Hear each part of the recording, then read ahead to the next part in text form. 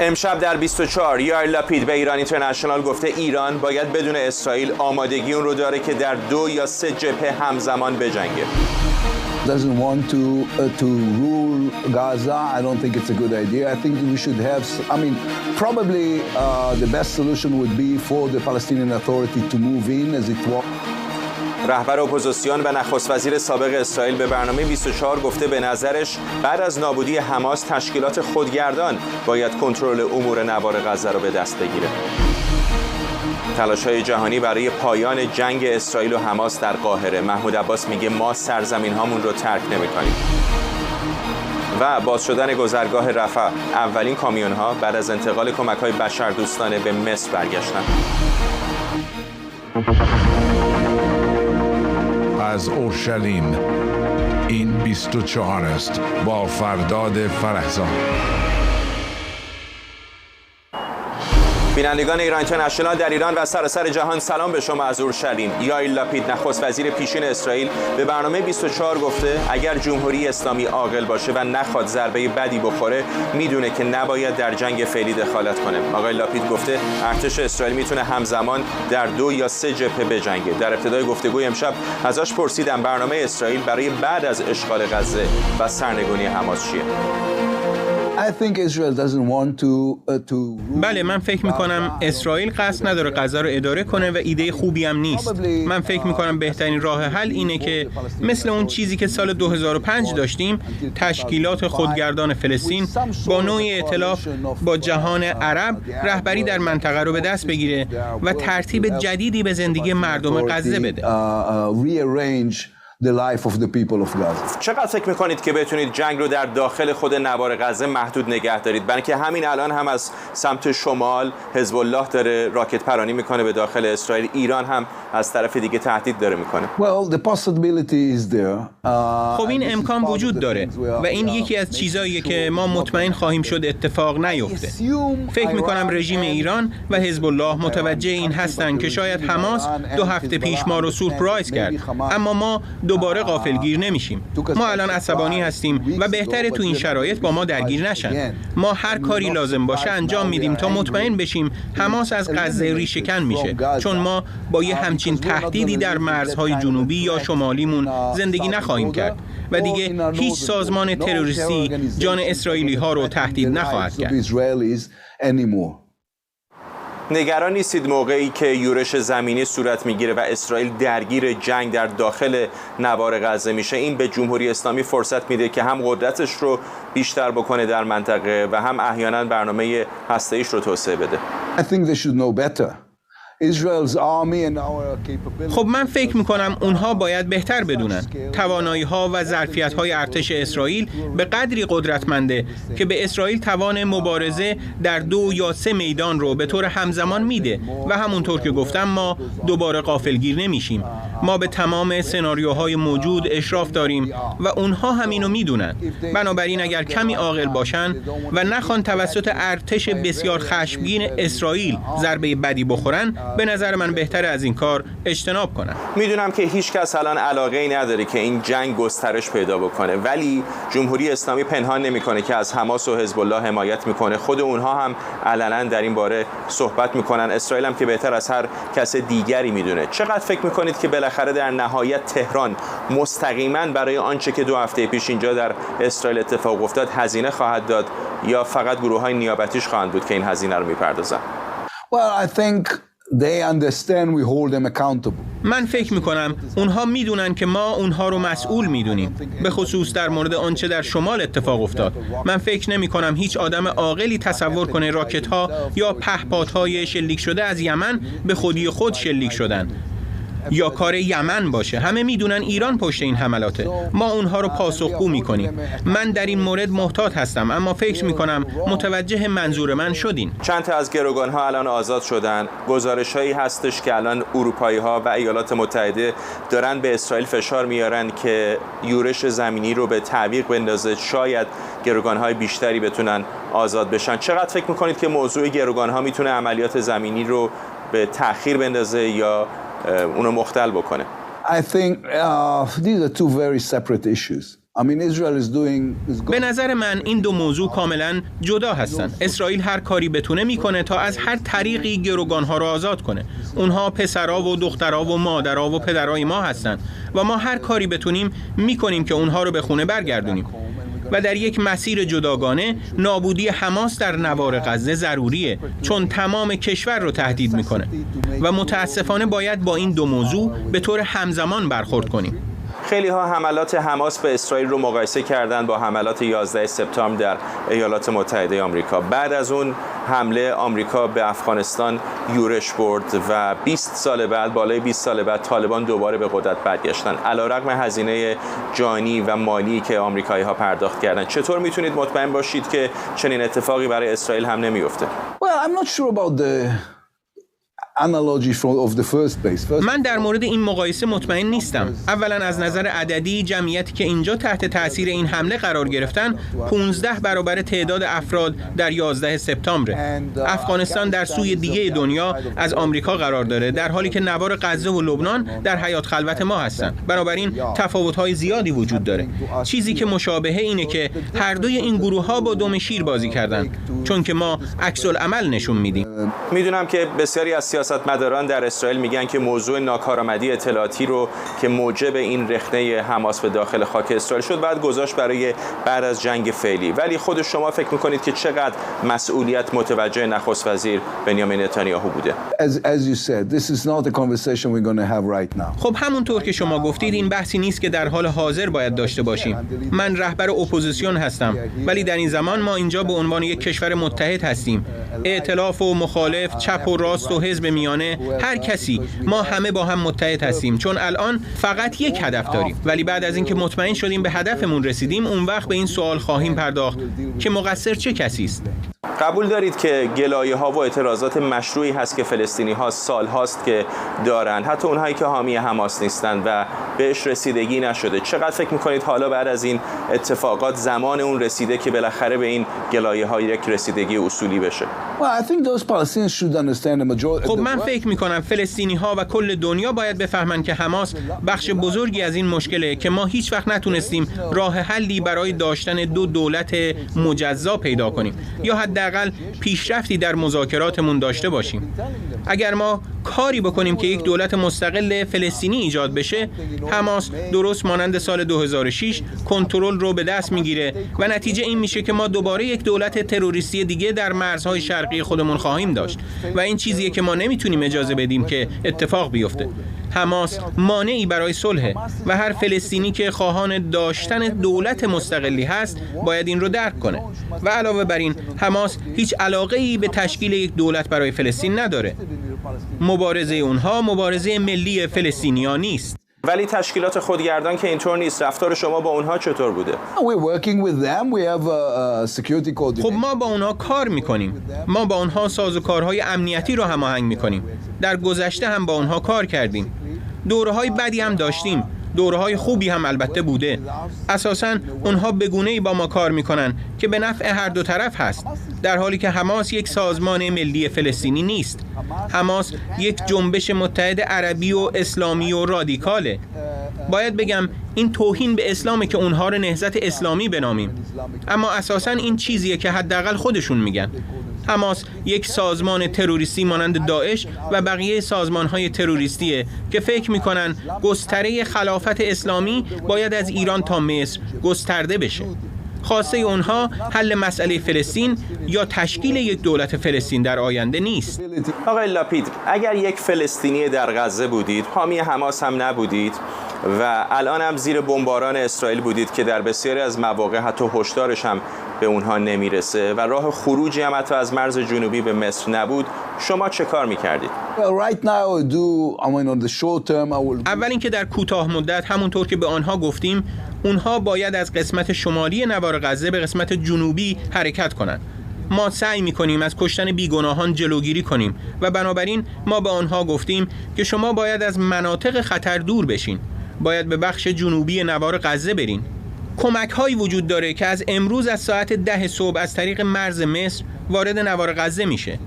دوم اینکه چرا با اطرافیان خود در مورد امکان مبارزه با حماس صحبت نمی کنید تا مطمئن بشید که از شر اونها خلاص میشین، زیرا اونها عامل هر چیزی هستند که زندگی شما رو دردناک و وحشتناک کرده.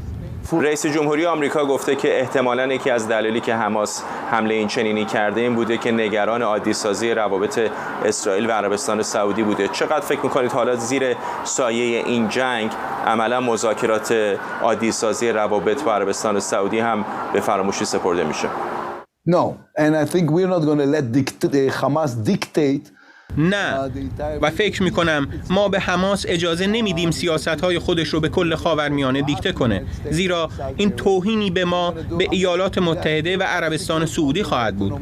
هنوز موانعی بر سر راه عادی سازی روابط با عربستان وجود داره. این روندیه که من به عنوان نخست وزیر شروع کردم و حتی اگر هر از گاهی انتقاداتی داشته باشم کاملا از اون حمایت میکنم. ما باید اون چه رو که برای مردم خاورمیانه، اسرائیل و عربستان سعودی و کل منطقه مفیده انجام بدیم. گفتگوی بود با یائیر لاپید، نخست وزیر پیشین اسرائیل و رهبر اپوزیسیون در این کشور. اجازه بدید مستقیم بریم به تل‌آویو. تصاویر زنده داریم از تجمع گروهی از خانواده‌های گروگان‌ها در تل‌آویو. میدونید که حماس 2 نفر رو، یک مادر و دخترش رو دیروز آزاد کرد و به نیروهای صلیب سرخ داد. اونها شهروندان ایالات متحده آمریکا هم بودن و قرار هست به آمریکا برگردن. همین فشارها رو الان بر دولت اسرائیل هم بیشتر کرده و حتی گزارش‌هایی هستش که بعضی از شرکای غربی اسرائیل دارن به دولت آقای نتانیاهو فشار میارن تا یورش احتمالی زمینی رو به تعویق بندازه، شاید بتونن گروگان‌های بیشتری رو آزاد بکنن. تصاویر زنده رو دارید می‌بینید از تل‌آویو و تجمع گروهی از معترضان و درخواست اونها برای آزاد شدن گروگان‌های در دست حماس. بریم سراغ بابک اسحاقی، خبرنگارمون در تل‌آویو. بابک، با گزارش‌های همین صحبتایی که با آقای لاپید داشتیم شروع بکنیم که حرف از این میزد که جمهوری اسلامی باید عاقل باشه و دخالت نکنه، ولی همزمان امروز از کانال 12 اسرائیل شنیدیم که اونطوری که اونها مدعی هستند در سوریه گروه‌های نیابتی جمهوری اسلامی دارن به مرز اسرائیل نزدیک میشن. چطور دارن بررسی میکنن اینجا میزان نفوذی رو که جمهوری اسلامی چه در جبهه شمال با حزب الله داره و چه در خاک سوریه؟ اولا در اسرائیل شکی وجود نداره که جمهوری اسلامی ایران بدون شک نقش مهمی را در آنچه که در غزه اتفاق افتاد بازی کرده و همچنین آنچه را که امروز در مرزهای شمالی اسرائیل میگذره بدون دستور و همراهی جمهوری اسلامی اصولا این اتفاق نمیافتاد. اما آقای لاپید از 2 یا 3 جبهه نام بردن. بیایم یک ترتیبی بدیم فرداد به جبهه هایی که در حال حاضر وجود داره. ما در حال حاضر 3 جبهه فعال داریم. یکی نوار غزه هستش، یکی کرانه باختری هستش و یکی هم در شمال در مرز با لبنان. ما چند جبهه دیگر احتمالی هم در اختیار داریم در حال حاضر. یکی جبهه سوریه هستش. میدونیم که در اونجا هم فلسطینیان و هم گروه‌های نیابتی جمهوری اسلامی ایران و حتی سپاه قدس، سپاه پاسداران در سوریه هستند. گزارش‌هایی رسیده که نیروهای طرفدار ایران در مرز بین اسرائیل و سوریه در جولان سوری به سمت جولان اسرائیلی پیش اومدن، سنگرهایی در اونجا کار گذاشتن، مواضعی درست کردن و هنوز اسرائیل به این آمدن و حرکت نیروهای طرفدار جمهوری اسلامی ایران به نزدیکی مرز واکنشی نشون نداده. جبهه پنجم هم همان جبهه یمن هستش که میدونیم که در اونجا هم موشک‌هایی وجود داره که میتونه به اسرائیل برسه. اما باید بیشتر و بیشتر بپردازیم به آنچه که در شمال اسرائیل اتفاق خواهد افتاد، زیرا هنوز جنگ آغاز نشده به معنای واقعی که در اسرائیل دنبال اون هستند. حملات اسرائیل در غزه و تبادل آتش با حزب الله هرچند بسیار سهمگین‌تر از پیش بوده، اما هنوز آن چیزی نیست که در اسرائیل اتفاق نیفتاده باشه. ورود اسرائیل به خاک غزه یک امری هستش که میتونه این جنگ را تحولی در اون ایجاد بکنه و در کنار اون مقابله با حزب الله لبنان که گفته شده که بیش از 100,000 موشک در اختیار داره، صدها موشک دوربرد، صدها پهپاد و در بین این موشک‌های نقطه زنی وجود داره که میتونن دقیق به هدف بخورن. همونطوری که گفتم حزب الله فرداد سناریوی دیگری هستش برای اسرائیل. ممنونم از تو بابک اسحاقی، خبرنگار ما در تل‌آویو. امروز در جریان نشستی در قاهره که از اون با عنوان اجلاس صلح یاد شده، عبدالفتاح السیسی رئیس جمهوری مصر نقش راهی برای پایان دادن به بحران انسانی در نوار غزه و ایجاد صلح بین اسرائیلی‌ها و فلسطینی‌ها پیشنهاد کرد. من امروز از شما دعوت کردم تا برای دستیابی به یک اجماع ویژه درباره نقشه راهی با هدف پایان دادن به تراژدی انسانی فعلی و احیای مسیر صلح گفتگو و همکاری کنید و این با برقراری یک روند کامل، امن، نامحدود و پایدار از کمک‌های بشردوستانه و امدادرسانی به مردم غزه آغاز و بلافاصله با مذاکرات برای دستیابی به آتش‌بس دنبال می‌شود. محمود عباس رئیس تشکیلات خودگردان فلسطینی هم درباره آنچه که او تلاش‌هایی برای آواره کردن مردم فلسطین از نوار غزه، اورشلیم و مناطق دیگه خوند هشدار داد. آقای عباس گفته ما سرزمین‌هامون رو ترک نمی‌کنیم. او همینطور خواستار آزادی گروگان‌ها از هر دو طرف حماس و اسرائیل شده.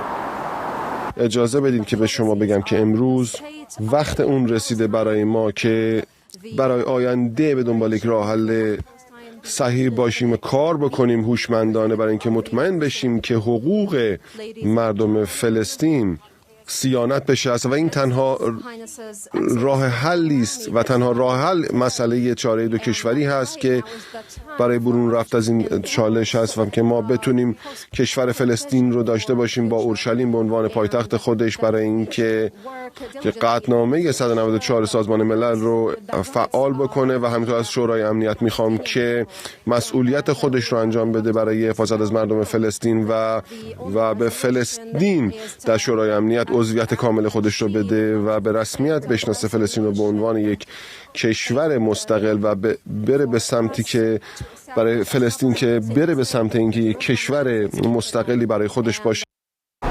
منشه امیر کارشناس مسائل خاورمیانه اینجا در اورشلیم به ما پیوسته. آقای امیر چقدر فکر میکنید که نشست قاهره تاثیر معناداری روی زمین اینجا میتونه بذاره؟ بله، در یک جمله میتونم بگم نشستند و گفتند و برخاستند. این یک کار نمایشی بود. کشور مصر که پایه‌گذار این اجلاس بود خواست نشون بده که ما در صحنه هستیم و فقط قطر و اونهای دیگه نیستن که ابتکار عمل رو به دست دارن. کشورهای عرب و مسلمان شرکت کننده خواستن بیاین و اون طرفداری خودشون رو از قضیه فلسطینی ها بیان بکنن. بیشترین حمله رو من از زبان نماینده عراق شنیدم که باز ادعا کرد که اسرائیل بوده که بیمارستان رو زده، جنایات جنگی مرتکب شده و غیره و غیره. ولی خیلی جالب بود که فقط نمایندگان دو کشور یا دو نماینده اینها جهاد رو هم محکوم دونستن و حماس رو تقبیح کردن. یکی آقای محمود عباس بود و یکی نماینده عربستان سعودی بود و مصر هم در فکر منافع خودش است. روی هم رفته من هیچ انتظاری از این همایش ندارم. یک فوروم، یک صحنه‌ای بود برای بیرون ریختن گله ها و بیان و اینکه ایالات متحده نماینده ارشدی به اونجا نفرستاد خیلی معنیدار بود. مسلماً از اسرائیل دعوت نشده بود و بدیهی است که از حماس هم دعوت نشد.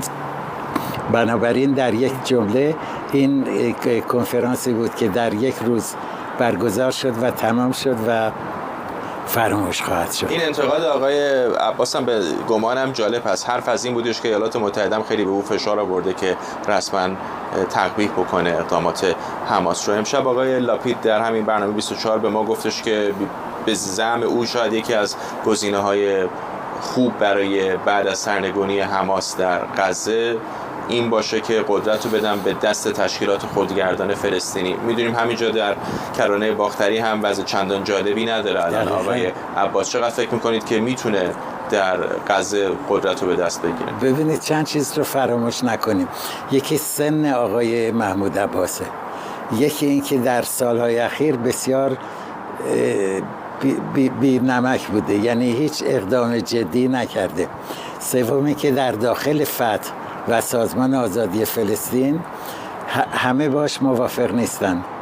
چهارمی که اگر ایشون نتونسته کرانه باختری رو خوب مدیریت کنه مسلماً به درد غزه هم نخواهد خورد. بعد اگر بگیم دولت دست راستی اسرائیل همچنان برقرار خواهد بود، او آقای نتانیاهو نمیخواهد که سازمان آزادی فلسطین و محمود عباس رهبریت جهان فلسطینی رو به عهده بگیرن و خواهان برپایی کشور مستقل فلسطینی باشن. ولی اینطوری هم نیستش آقای نتانیاهو 10 تا گزینه دیگه جلوش باشه.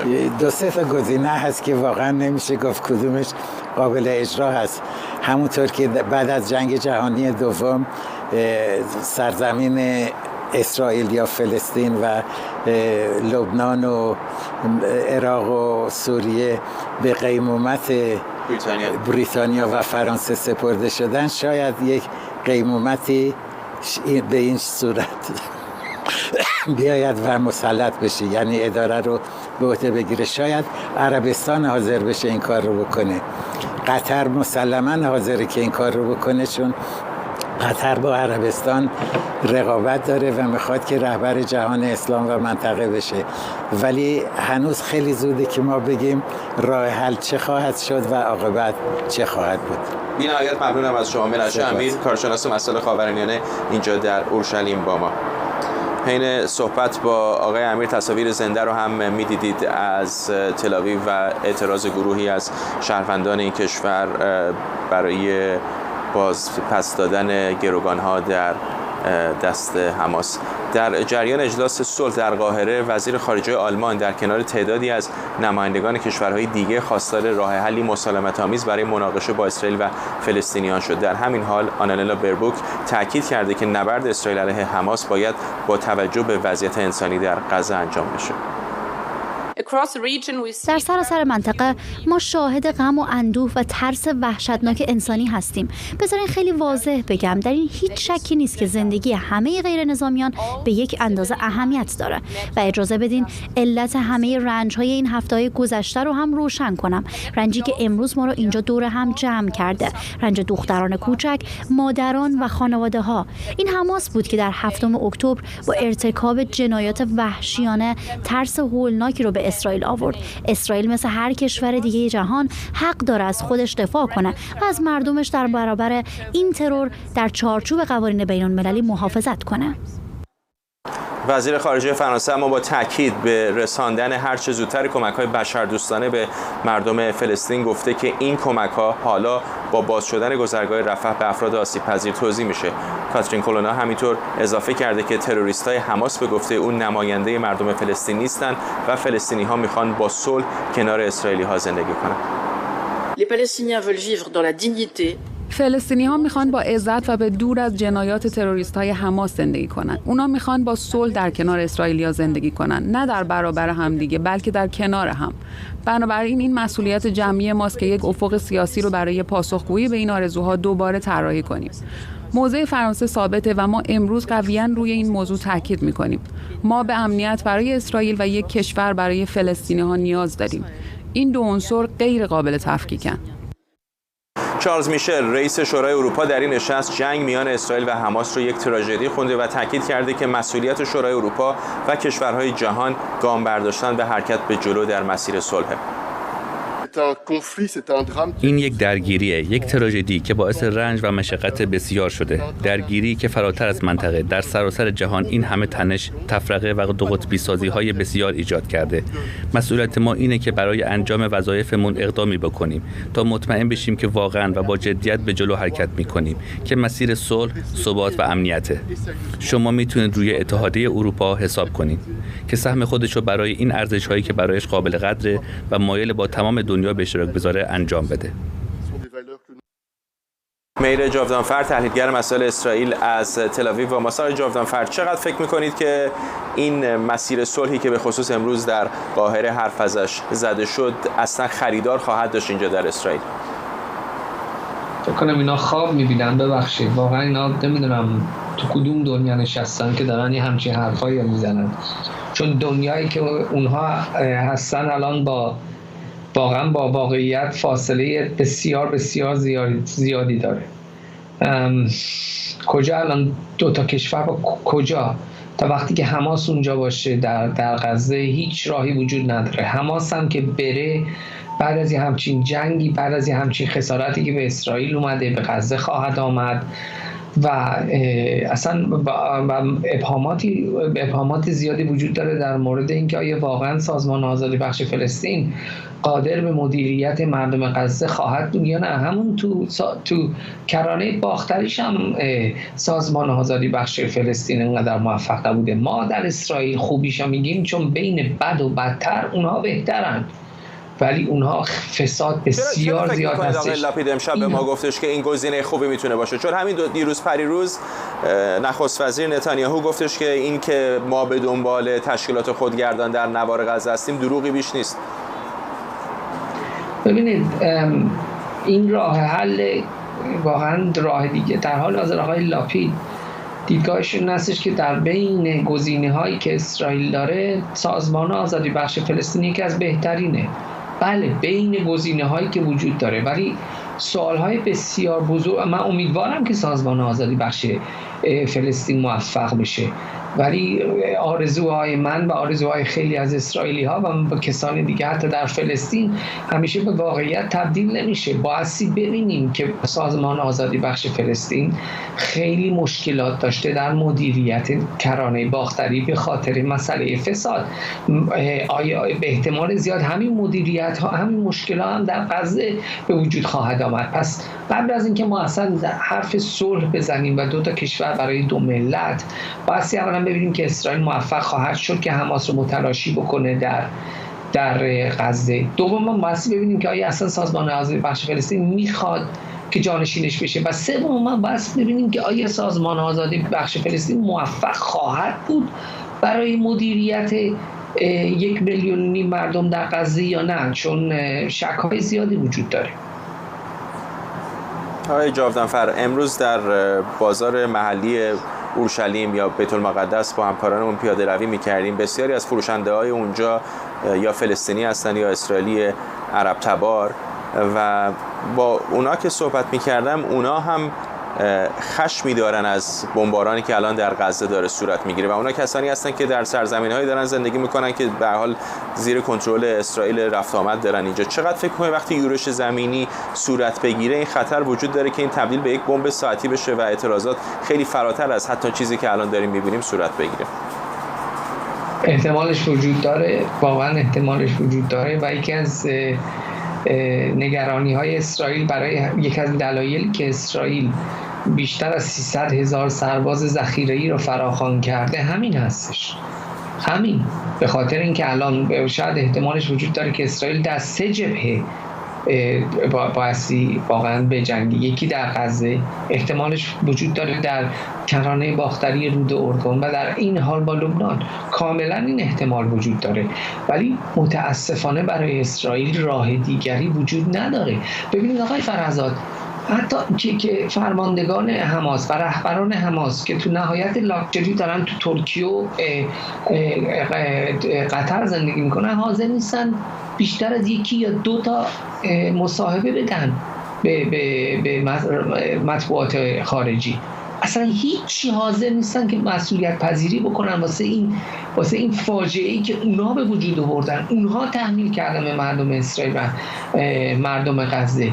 پس اسرائیل راه دیگری نداره به جز اینکه اونها رو واقعا سلطه اونها رو متلاشی بکنه و از بین ببره. اونها اصلا برای مردم خودشون اینقدر هیچی ارزش قائل نیستن.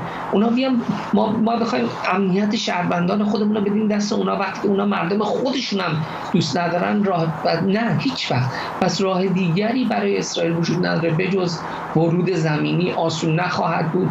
احتمال جنگ در کرانه باختری وجود داره، احتمال جنگ در با حزب الله وجود داره.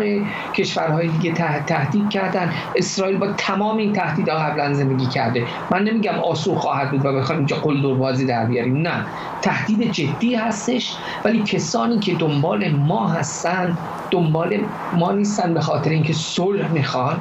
اینا کسانی هستن که دشمن خون ما هستن به خاطر اینکه یهودی هستیم و اسرائیلی هستیم و هیچ دولت نمیتونه کوتاه بیاد.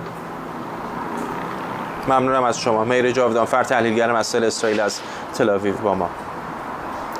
در حالی که درگیری اسرائیل با غزه وارد سومین هفته شده، روز شنبه 21 اکتبر چند هزار تظاهر کننده طرفدار فلسطینیان در مرکز لندن تجمع کردند. تظاهر کنندگان با پرچم‌های فلسطینی و بنرهایی که اسرائیل رو به ارتکاب جنایات جنگی در غزه متهم می‌کنه به سمت محله دولتی وایت هال راهپیمایی کردند. لبیک یا اقصی، لبیک، لبیک، لبیک یا اقصی، لبیک، لبیک، لبیک یا اقصی. لبيك لبيك لبيك يا أقصى، لبيك لبيك لبيك يا أقصى. When do we want it? Now. What do we want? Justice. When do we want it? Now. 1, 2, 3, 4. Occupation no more. 5, 6, 7, 8. Palestine. Gaza, Gaza, don't you cry. We will never let you die. Gaza say who's spreading false news without replying. That's fine. 1, 2, 3, 4. Occupation no more. 5, 6, 7, 8. هزاران نفر هم در شهرهای فرانکفورت آلمان و وین پایتخت اتریش در حمایت از غزه تظاهرات خیابانی برگزار کردند.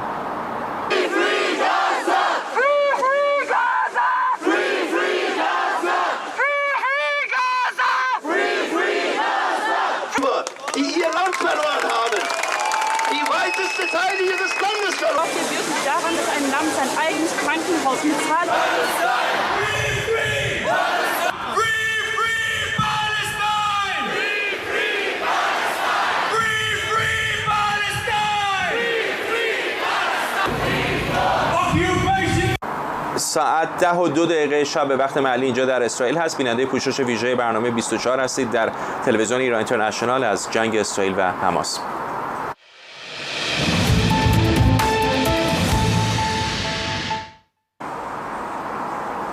تصاویر زنده داریم دوباره از تل‌آویو و اجتماع گروهی از تظاهر کنندگان برای آزادی گروگان‌ها و همینطور البته نوشته خان یونس که البته اشتباه است تا لحظات دیگه تل‌آویو هستش و تظاهرات گروهی از معترضان و خانواده‌های گروگان‌هایی که همچنان در دست حماس هستند در نوار غزه. فعلا تا اینجای کار حماس فقط 2 نفر رو که شهروند آمریکایی بودن، یک مادر و دختر رو آزاد کرده و بسیاری از اسرائیلی‌ها همونطور که می‌بینید در تل‌آویو تجمع کردند و خواهان آزادی مابقی گروگان‌ها هستند. در آن سوی دنیا در واشنگتن دی سی هم تظاهراتی در حمایت از فلسطینیان در جریان. تصاویر زنده رو دارید می‌بینید. روبروی ساختمان اگر اشتباه نکنم دیوان عالی هستش که تعدادی از معترضان طرفدار فلسطینیان تجمع کردند و خواهان پایان این جنگ هستند.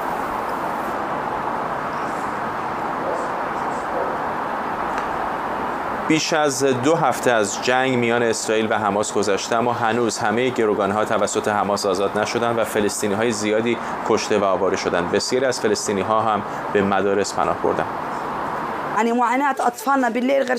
وقتی حمله شروع شد، خودم با 6 فرزندم به این مدرسه آمدیم تا امن‌تر باشد. در هر کلاس این مدرسه حدود 100 نفر زندگی می‌کنند با بچه‌های ما حتی اگه فقط صدای حرکت صندلی باشه از جا میپرند. شبها گریه میکنن، شب ادراری دارن. حتی قادر نیستم بهداشت بچه‌هام رو به طور کامل اینجا رعایت کنم. اگر از جنگ هم تلف نشویم حتما از بیماری میمیریم. جامعه یهودیان در شیکاگو برای خوشحالی از آزادی و بازگشت به خانه مادر و دختری که توسط حماس به گروگان گرفته شده بود گرد هم اومدن و دعای صلح خوندن.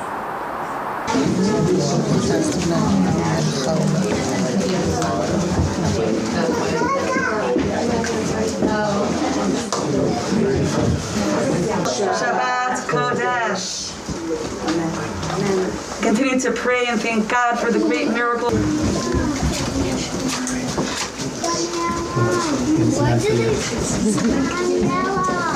Now, could she light from you to light from hers?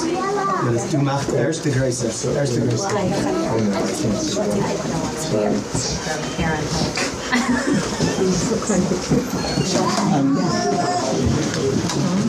Just make space. There's more space. If you would like for 2 minutes. بن سبتی پژوهشگر مسائل اسرائیل اینجا حضوری به ما پیوسته. خوشحالم که از نزدیک شما رو می‌بینم. همیشه از طریق اسکایپ بود گفتگوهامون. این موضوع گروگان‌ها به نظر خیلی داره داستان رو پیچیده می‌کنه، به خصوص که الان حماس 2 نفر رو آزاد کرده. فشار به نظر میاد اینجا در اسرائیل هم بر دولت بیشتر شده که یک راهی پیدا کنه که شاید بتونن گروگان‌های بیشتری رو آزاد کنن. با سلام و شب بخیر به شما و تشکر از دعوت. بله، این جنگ اینطور که به نظر میاد داره به یک جنگ فرسایشی و خسته کننده و ناراحت کننده تبدیل میشه. خانواده های گروگان ها چه از طرق مختلف مخفیانه یا آشکارا به وزرای دولت اسرائیل و همینطور دولت های خارجی، اونهایی که تابعیت خارجی دارن فشار میارن که مسئله گروگان ها رو اول در نظر بگیرن و حمله رو یا عقب بندازن یا به طرزی باشه که به اون گروگان ها صدمه نبینن. ببینید، جان مردم در اسرائیل خیلی مسئله مهمیه. شما گیلاد شالیت رو یادتون هست که 5 سال از اسارت بود و آخرش براشون 1100 نفر که بیشتر رهبران حماس الان اونها رو آزاد کردن و برای یک سرباز. پس یک جوری از یک طرف خانواده ها حاضرن یک هزینه بسیار بالایی رو از طرف کل دولت اسرائیل، شاید از طرف تمام یهودیای دنیا حاضرن بپردازن که عزیزشون آزاد بشه، که مخصوصا بچه‌ها و زن‌های زیادی هستن. ولی از یک طرف این جنگی که به وجود اومد یک چیزی نیست که بخشودنی باشه، یعنی اسرائیل نمیتونه عقب نشینی کنه. البته مسلما میتونه عقب نشینی کنه، اون 300,000 تا سرباز و تانک‌ها و توپ‌ها رو بفرسته خونه دوباره، مسلما که میشه. ولی اگر این کارو بکنه، دولت اسرائیل و ارتش اسرائیل اعتبار و آبروی خودش رو به کل از دست میده و بدون عمل در مرحله زودرس این یک مسئله میشه که واقعا میتونه تمام معادلات و تمام اون وجهه‌ای که اسرائیل داره در منطقه و در دنیا رو به کل از بین ببره. و حماس هم بدون شک این رو به خوبی میدونه و الان کارتای قوی در دست داره دیگه. مسلماً. من امروز به یه دی در مؤسسه تحقیقاتیمون میگفتم که اونها اسرائیل رو در یک مخمسه قرار دادن که یک جور نه راه پس داره و نه راه پیش و هر چقدر وقت بیشتر میگذره، خب نه فقط اسرائیل میشینه کابینه امنیتی میگیره، ارزیابی میکنه، اونها هم ارزیابی‌های خودشون رو دارن، به روز میکنن اون مسائلشون رو و اون ارزیابی‌هاشون رو و میبینن که اسرائیل هنوز حمله نمیکنه و یک جور نقطه ضعف نشون میده. البته میتونه همین 2 ساعت دیگه هم یک سورپرایزی بشه و یک حمله واقعا شروع بشه، ولی می‌بینیم مثلا اونها تعداد موشک‌ها رو هم پایین آوردن. این خودش یک علامتی انگار به اونها به دنیا دارن میدن که ببینید ما صلحجو هستیم، ما هیچ مسئله‌ای نداریم، ما از جون مردم حفاظت می‌کنیم. خیلی موقعیت رو سخت می‌کنه برای دولت. بله، که می‌گذره اون اول تلافی جویانه، اقدامات تلافی جویانه قابل درک‌تر هست برای جامعه بین‌المللی. هر روزی که می‌گذره این راکت‌ها و موشک‌هایی که در غزه فرود میاد و در نتیجهش بسیاری از غیر نظامیان هم کشته میشه، خب این افکار عمومی جهان رو هم علیه اسرائیل بسیج می‌کنه. کاملا درسته. بله، کاملا درسته. و اینو بگم یک مسئله هم هست که مردم اسرائیل هم به این موضوع شروع می‌کنن عادت کردن. درسته که الان اگر در خیابان میرید همه غم زده و خیلی جاها بسته هستن، هنوز خیلی هم پلیس هست تو خیابون، ولی یک جوری میشه که کم کم مردم به این مسئله عادت کنن و حتی یک مسئله بشه که واقعا کل مردم هم شروع کنن از این مسئله عقب نشینی کنن و دیگه جنگ رو نخوان. پس دولت اسرائیل باید واقعا واقعا هر چه زودتر تصمیم بگیره یا به این ور یا به اون ور. ممنونم از شما. بن سبتی، پژوهشگر مسائل اسرائیل اینجا در اورشلیم با ما. پیشتر با الکس گاندلر، معاون سرکنسول اسرائیل در جنوب شرقی آمریکا گفتگویی کردم و ازش پرسیدم اسرائیل چطور میتونه جامعه بین‌المللی رو متقاعد کنه که حمله به بیمارستان غزه کار حماس بوده. Well, we have sound proof that the Islamic Jihad has caused that incident. خب ما دلیل محکمی داریم که جهاد اسلامی باعث و بانی اون حادثه در بیمارستان غزه است. نیروهای اطلاعاتی ما مکالمه ای رو شنود کردن که در اون دو عضو حماس در مورد اتفاقات اون شب صحبت میکنن. ما به طور کامل همه اطلاعات از جمله اطلاعات طبقه بندی شده رو بررسی کردیم. ما میدونیم که اسرائیل اون شب به اون مکان هیچ حمله ای انجام نداده. این یه امر مسلمه که چندین بار بررسی و بازبینی شده. اطلاعات ما نشون میدن اون شب و در اون ساعت جهاد اسلامی چند راکت به سمت تل‌آویو و حیفا شلیک کرده. اونها حتی در همون لحظه‌ای که این حمله رو انجام دادن به طور رسمی اعلام کردن. اما یکی از موشک‌هاشون درست عمل نکرد و روی پارکینگ بیمارستان اون منطقه فرود اومد. به تعدادی از پنل‌های خورشیدی بالای بیمارستان آسیب رسوند و تعدادی خودرو رو نابود کرد. ما در مورد میزان تلفاتی که فلسطینی‌ها گزارش دادن هم مطمئن نیستیم. وزارت بهداشت غزه که تحت کنترل حماسه، اولین اعدادی که منتشر کرد بین 2 تا 300 نفر بود. چند دقیقه بعد گفتن 500 نفر آسیب دیدن. به فاصله 10 دقیقه بعد از این انفجار حماس کمپین اطلاعاتی غلطی رو راه انداخت تا مسئولیت آسیب رسوندن به شهروندان غزه رو از خودش سلب کنه. بر اساس درگیری‌های قبلی که با حماس داشتیم، آمارها نشون میدن که تقریباً 25% از موشک‌های اونها درست شلیک نمیشن و در داخل نوار غزه فرود میان و باعث میشن تعداد بیشماری از ساکنان غزه آسیب ببینن. این یه جنایت جنگی مضاعفه که توسط حماس و جهاد اسلامی انجام میشه. جنایت جنگی اول شلیک از بین جمعیت غیر نظامی غزه است و جنایت دوم شلیک به سمت جمعیت غیر نظامی اسرائیل. اونها سعی میکنن به اسرائیلی ها صدمه بزنن، اما در واقع در بسیاری از مواقع به ساکنان نوار غزه آسیب میزنن.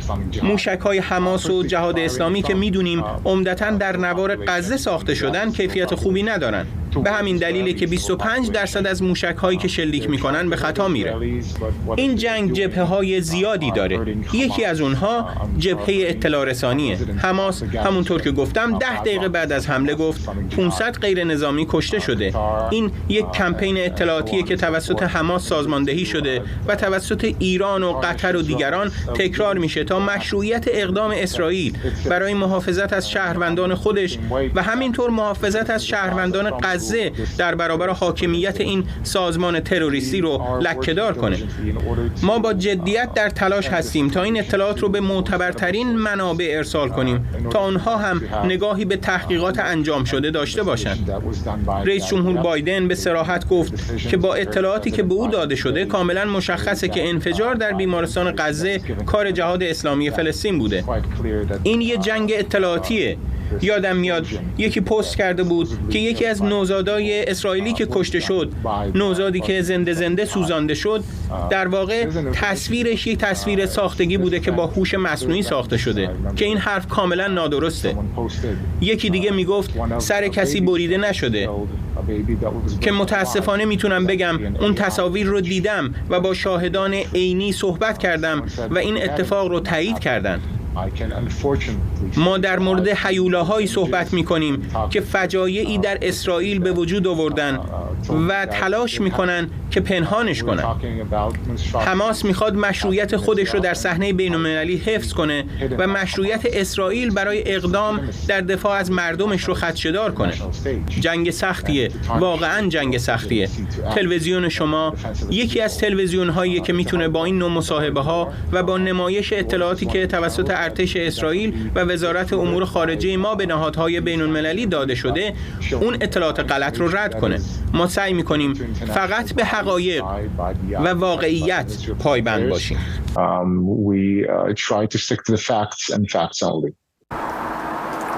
از آقای گاندر همینطور پرسیدم آیا به نظر او احتمال رویارویی ایران و اسرائیل اجتناب ناپذیر شده؟ I don't know if it's inevitable. نمیدونم اجتناب ناپذیر یا نه. به همه قدرت‌های اصلی مثل ایران و حزب الله هشدار داده شده که با اسرائیل درگیر نشن و جبهه دوم رو باز نکنن. به ویژه با شرایطی که الان در شمال اسرائیل وجود داره.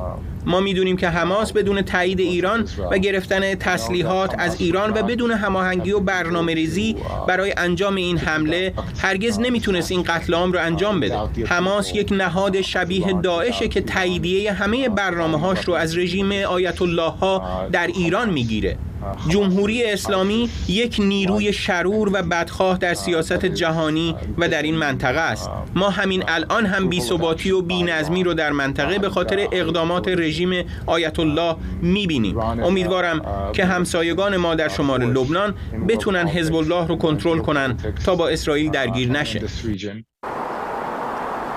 اولین کامیون‌های حامل کمک‌های بشردوستانه بعد از تخلیه کمک‌های بشردوستانه در غزه به مصر بازگشتند. به 20 کامیون اجازه ورود به غزه داده شده. قرار این کمک‌ها توسط کارکنان سازمان ملل توزیع بشن. سازمان بهداشت جهانی هم همونطور گفته بعد از 2 هفته دردناک این تجهیزات برای مجروحان شدید یا کسانی که با بیماری‌های مزمن دست و پنجه نرم می‌کنن راه نجاته. در همین حال سخنگوی ارتش اسرائیل میگه شرایط در غزه تحت کنترل و کمک‌های ارسال شده شامل غذا، آب و دارو و مواد سوختی وارد غزه نشده. شرایط بشردوستانه در نوار غزه تحت کنترل است. ما همچنان تاکید میکنیم که ساکنان شمال باید به سمت جنوب بروند و کمک‌های بشردوستانه که وارد نوار غزه شده هم به آنجا ارسال می‌شود.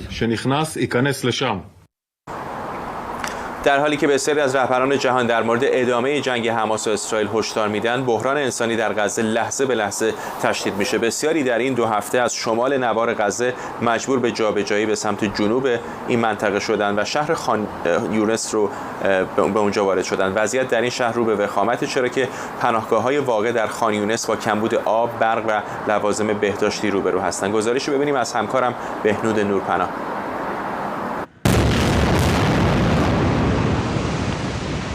بحران انسانی در غزه.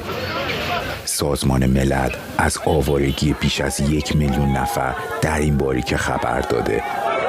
نهادهای بهداشتی تحت کنترل حماس نیز از مرگ نزدیک به 4200 نفر و حدود 13000 مجروح اطلاع رسانی کردند. آمار و ارقامی تکان دهنده دستاورد 2 هفته درگیری نظامی حماس و اسرائیل. اینجا شهر خان یونس در جنوب نوار غزه است. سازمان ملل در این شهر یک مدرسه رو به پناهگاه تبدیل کرده. من با 6 فرزندم اومدم اینجا.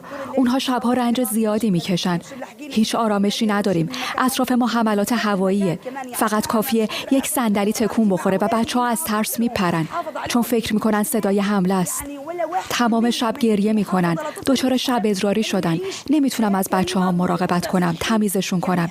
اگر از جنگ نمردیم، از بیماری و همه‌گیری خواهیم مرد. در این پناهگاه 5000 فلسطینی و در هر کلاس 100 نفر مستقر شدند. کمبود آب، برق، غذا و لوازم بهداشتی نیز بر شدت بحران انسانی افزوده است. من 3 ساعت تو صف ایستادم تا بتونم کمی غذا بخرم. با این حال همین مقدار کم غذا رو بین 20 نفر از اعضای خانواده توزیع خواهم کرد. مشکل آب و برق هم داریم. هر 2 روز یک بار آب میارم به پناهگاه که بعد از 2 ساعت تموم میشه. پیش از شروع جنگ بیش از 50% از ساکنان غزه که رقمی حدود 1 میلیون انسان می شود در فقر زندگی می کردند و عملاً به جز خانه هایشان جایی را برای پناه گرفتن ندارند. سازمان عفو بین الملل اسرائیل را مسئول این آوارگی و تخریب گسترده خوانده و اعلام کرده حملات غیرقانونی در غزه باید به عنوان جنایات جنگی مورد بررسی قرار گیرد. این سازمان دولت اسرائیل را به آپارتاید علیه فلسطینیان متهم کرده و گفته بدون از بین بردن نظام آپارتاید که ریشه خشونت جاری است، غیر نظامیان همچنان قربانی خواهند شد. در طرف مقابل اسرائیل و آمریکا قتل عام و گروگانگیری غیر نظامیان و شروع جنگ غافلگیرانه از سوی حماس را عامل اصلی این وضعیت فلاکتبار می‌دانند. بهنود نورپناه، لندن. همکارم اردوان روزبه اینجا به ما پیوسته. وضعیت در غزه خب خیلی بغرنچه، یعنی کسی نمیتونه این رو تکذیب بکنه. تصاویری هم که میاد بسیار تکان دهنده است. امروز که با هم دیگه اینجا در اورشلیم یا بیت المقدس قدم میزدیم، با تقریبا هر عرب تباری که صحبت کردیم، حالا چه فلسطینی چه اسرائیلی عرب تبار، اینطور نیستش که اونا 100% همراه هستن با این یورش اسرائیل به غزه. چقدر این آتش زیر خاکستر اینجا در کرانه باختری؟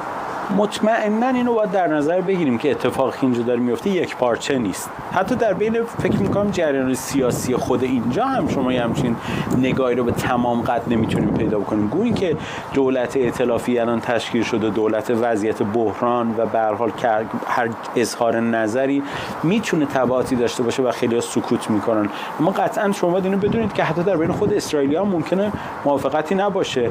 کنگره آمریکا روز پیش یادتونه دیگه، یعنی اسرائیلی هایی که مخالف اصلا حمله بودن به تبع این افراد در داخل مثلا. از یه طرف اینو باید در نظر بگیرید، تبعاتی که این حمله خواهد داشت ممکنه خیلی رو نگران کنه. ما امروز چیزی که در بازار میدیدیم و خیلی محرز و روشن بود اینه که هیچ کسی کار و کسب نداره در این روزها و شما این وضعیت رو نمیتونید به همین شکل نگه دارید. چند روز، یک روز، 2 روز، 10 روز، 20 روز، ولی در نهایت اینه که وقتی یک کاسب میگه مثلا من بعد از 10 روز اولین مشتری من مثلا آمده توی این مغازه مثلا $1 یا $2 خرید کرده، این یعنی که ما یه بحران اقتصادی هم میتونیم پشت سرش داشته باشیم. گویا که وزیر اقتصاد و صنعت 2 روز پیش داشت میگه ما برنامه‌ها و بسته‌های حمایتی رو خواهیم داشت، ولی این عدد خیلی بزرگیه و این بسته‌های حمایتی تا کجا میتونه حمایت کنه؟ از یه طرف شما نیروهاتونی که گسیل میکنین در همین جایی که ما الان نشستیم تعداد بسیار زیادی اسرائیلیای عرب تبار هستن، حتی عرب‌هایی هستن که با کارت موقت اینجا زندگی میکنن. باید به این توجه کرد که اونها خوشحال نیستن. یعنی همونجوری که ما امروز با هم صحبت میکنیم و میدیدیم، خب خیلی از اونها خیلی موافق این اتفاق نیستن. حالا من فکر میکنم اگر با در نظر گرفتن این بحران ها اینو در نظر بگیریم که ارتش نزدیک حدود 300,000 نیروی ذخیره‌اش و نیروهای نظامیش و لاجستیکش الان پشت مرز نگه داشته و وضع با همین ترتیب داره میمونه و اینکه تا زمانی که این وضعیت تغییر نکنه اقتصاد و کسب و کار در بازار هم همینه، خب این میتونه به مرور مسیر تازه رو باز کنه برای یه بحران جدید. و اینکه در نهایت باید این سوال خیلی کلیدی رو فکر میکنم دولت اسرائیل داشته باشه، حداقل از خودش، که آیا کسانی که ما امروز میبینیم و موافق نیستن در یک انتخاب دقیقاً کدوم سمت میستن؟ آیا سمت اسرائیل خواهند ایستاد یا سمت دیگر؟ و معمولا یک فاجعه این چنینی که پیش میاد، حالا خیلی این رو با 11 سپتامبر در آمریکا مقایسه میکنن، معمولا اون ملتی که آسیب رو دیده در اون روزهای اول خواهی یک خشم خیلی بزرگی داره و واکنش به نظر میاد که طبیعی هست. هرچه که میگذره بالاخره آدمیزاد دیگه بزرگترین دردش رو هم آرام آرام فراموش میکنه و به خصوص که الان تعداد زیادی هم گروگان اونجا در داخل غزه هست و خیلی ها نگران ها هستن. این کار رو به نظر میاد خیلی داره دشوار میکنه هر ساعت و هر روزی که میگذره برای دولت آقای نتانیاهو. فرداد ببین، یه مسئله رو باید در نظر بگیریم، چه بخوایم چه نخواهیم این جنگ همون قدری که هزینه‌های مالی و نظامی انسانی داره، به هر حال هزینه سیاسی داره. باید اینو در نظر بگیره که آقای نتانیاهو باید اینو لحاظ بکنه. ببینیم امروز دولت آمریکا تاکید کرده، دولت اوکراین تاکید کرده، دولت مصر تاکید کرده و اینا همشون متفقاً دارن میگن که حتی اتحادیه اروپا که تعداد از کشور که شما هر برنامه‌ای رو دارید لحاظ می‌کنید باید مسئله موضوع کشتار انسانی رو هم ببینید و باید جلوی اینو بگیرید. خب این یک ترکیب خیلی پیچیده است. امروز 20 تا کامیون وارد غزه شده. ما میدونیم این نسبت به وضعیت بحرانی که الان در شمال غزه وجود داره، این اصلا عدد هیچی نیست. اینا مجموعاً برای حدود 1200 نفر میتونن پانسمان تهیه بکنن و حدود 200 تا 250 نفر رو میتونن در وضعیت خونریزی کنترل کنن. تازه سوخت هم جزش نبوده، چون بیمارستان الان واسه انرژی به سوخت نیاز داره. و خب اسرائیل هم مقاومت میکنه، طبیعیه به لازم منابع اطلاعاتیش داره میگن که این سوخت اگه وارد غزه بشه به تبع مورد استفاده حماس قرار میگیره. ولی باید اینو ببینیم در نهایت این گره هر چه داره میره جلوتر از نظر من داره کورتر میشه. به دلیل اینکه شما از یه طرف فشار جامعه جهانی رو خواهید داشت. به هر حال جامعه جهانی که صبر نمی‌کنه اگر هر روز قرار باشه که زن و بچه مردم در راکت پرانی، در درگیری، در حمله هوایی کشته بشن. ممکنه که در مرحله اول شما به خاطر احقاق حقوقتون یا انتقام یا هر چی اسمشو بزنید بتونید وارد بازی بشید، اما نمیتونید در دراز مدت که این کارو ادامه بدید و توجه جامعه جهانی رو با خودتون داشته باشید. اصلا موضوع روابط عمومی الان کاملا معکوس شده برای اسرائیل دیگه، چون در اون یکی دو روز اول تمام توجه به کشتار و قساوتی بود که حماس انجام داده بود. الان چون حماسی‌ها رو بیرون کردن، برگشتن در نوار غزه و فقط این بره که داره بمباران میکنه، طبیعتا همه فشار هم متوجه اسرائیل. خب این اگر ادامه پیدا کنه خب این فشار بیشتر خواهد شد دیگه. شما الان یه حمایت بزرگ دارید از آمریکا، دو ناو هواپیمابر آمریکا تو منطقه هستن، کنترل داره میکنه وضعیتو. مصری‌ها به رغم اینکه خیلی هم حالا آروم وایساده بودن ولی در نهایت اینه که همراهی کردن، دارن میان جلو. خب ولی واقعیت اینه که اینجوری نمیمونه. محمود عباس از ابتدا موضعش رو دور نگه داشت، ولی امروز در کنفرانس مصر تاکید کرد که فلسطینی‌ها رو نباید جابجا بکنیم، ما جایی نخواهیم رفت. ببین اینا همینجور دامنش در واقع دامنه گسترده‌تر میشه و به هر صورت این جنگه. اصلا ما میگیم دقیقاً درست باشه و این که واقعاً اسرائیل هدفایی که میزنه هدفای انسانی و شهروند نخواهد بزنه، اما به هر صورتی داره کشته میشه شهروند. و بعد اینو ببینی که آیا جامعه جهانی در نهایت با این قضیه حل شده است براش یا نه؟ آیا این تعداد الان 4379 نفر آماریه که وزارت بهداشت غزه داره میده، آیا این عدد به 8000 تا برسه وضعیت چه میشه؟ اگه این عدد به 12000 تا، اگه به 50000 تا برسه چطور میشه؟ من بعید میدونم که اون شرکایی که با این همه قدرت پشت اسرائیل آمدن ایستادن و خب به هر حال یه اتفاق خیلی مهمه، اون اتفاقی که 14 روز پیش دقیقاً 15 روز پیش افتاده خب اتفاقی است که فراموش نشدنیه، اما در نهایت اینه که به مرور اون میمونه، اما شما هی به تعداد کشته‌ای برسید، مگر اینکه اسرائیل به دنبال استراتژی تازه باشه. ممنونم از اردوان روزبه همکارم اینجا در اورشلیم با ما و به این ترتیب میرسیم به پایان این بخش از برنامه 24. برنامه رو با تصاویر زنده از تظاهرات حمایتی در واشنگتن دی سی برای فلسطینیان به پایان میبریم.